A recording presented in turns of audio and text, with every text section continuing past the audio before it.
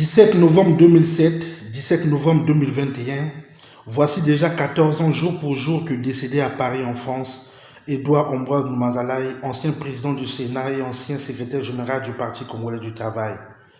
Pour lui rendre hommage et honorer sa mémoire, sa formation politique n'a pas dérogé à la règle.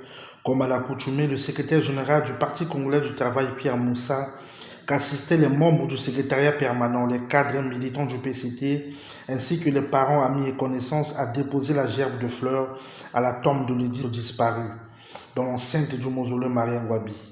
Pour Pierre Moussa, Edouard Ambroise Noumazalaye a été une éminence grise, un grand dirigeant du PCT.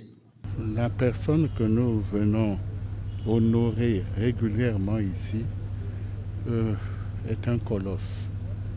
C'était vraiment une référence, une éminence grise pour le Parti congolais du travail. Chaque responsable du parti, chaque militant venait toujours se ressourcer auprès de sa sagesse, auprès de sa modération pour suivre ses conseils. Ce fut un très grand dirigeant du Parti congolais du travail. C'est donc à bon droit que nous venons nous recueillir ici. Abou Noumazalaye, fils biologique de l'illustre disparu, témoin de l'éducation qu'il a connue de son père.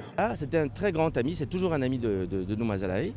Il a été arrêté. Il y a eu des problèmes à un moment donné, il y avait des attentats à Brazzaville, on l'avait accusé, il a été arrêté.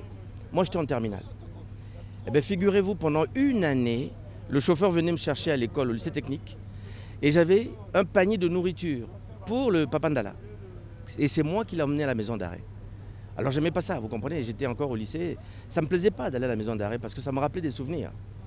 Un jour, je me suis énervé, j'ai dit à mon père, mais pourquoi tu ne demandes pas au chauffeur d'aller d'abord laisser la nourriture à la maison d'arrêt et puis viens me chercher?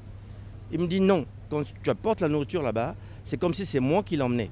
Et puis toi, je veux que tu comprennes que l'amitié, la fidélité, il n'y a rien de plus important. C'était un homme fidèle, au-delà de tout, si je peux le dire, et qui voulait évidemment le bien, le bonheur, l'émergence de tous les Congolais, surtout les plus faibles d'entre nous. Cette cérémonie du dépôt de gerbe de fleurs s'est déroulée dans le strict respect des mesures barrières édictées par le gouvernement.